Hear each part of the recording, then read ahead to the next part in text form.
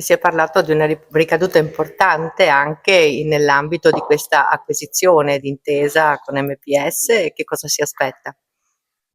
Ma allora, dal punto di vista della fondazione, l'abbiamo sentito dalle conferenza stampa dell'amministratore delegato, ci si attende una crescita, una maggiore redditività e quindi una maggiore opportunità per la fondazione di avere a disposizione un patrimonio con cui operare sul territorio. Da italiano e da italiano che vive questo territorio, certamente vedere una grande banca italiana che diventa il secondo gruppo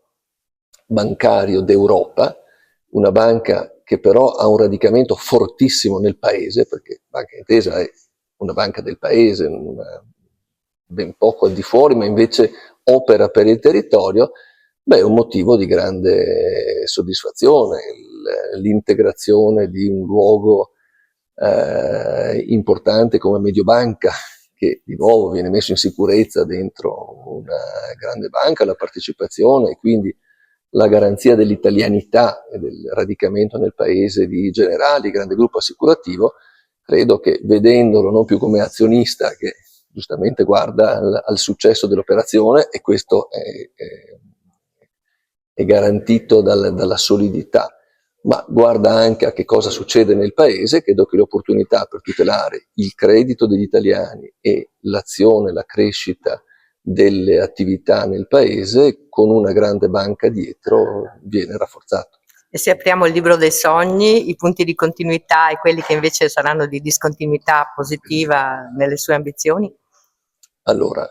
continuità, ogni grande istituzione che ha operato bene ha il dovere della continuità, perché ha fatto, oggi abbiamo visto un esempio, ma se guardiamo all'azione della Fondazione è stata un'azione meritoria, sia di nuovo per l'ampiezza, pensate a quanto viene portato al territorio da far fruttare, da fare crescere, sia per appunto la diversificazione, la visione, la qualità della vita non è in alternativa all'innovazione, non è in alternativa all'arte, è un paniere di attività che fanno crescere. Questo le presidenze precedenti l'hanno fatto bene, disegnando un progetto strategico, a cui ho contribuito anch'io perché ero in Consiglio Generale, quindi certamente la continuità è un valore importante. Poi, come ogni grande istituzione, bisogna vivere il momento e avere la capacità di essere dinamici, flessibili, identificare alcune criticità nuove e su questo avere una linea di intervento. Ce ne sono diverse, come sapete io sono affezionato ad una che è la perdita di talenti giovanili dal nostro territorio. Il Veneto perde 7.000 laureati ogni anno, questo è un fattore, quindi non è solo la denatalità, ma anche la perdita di prospettive, di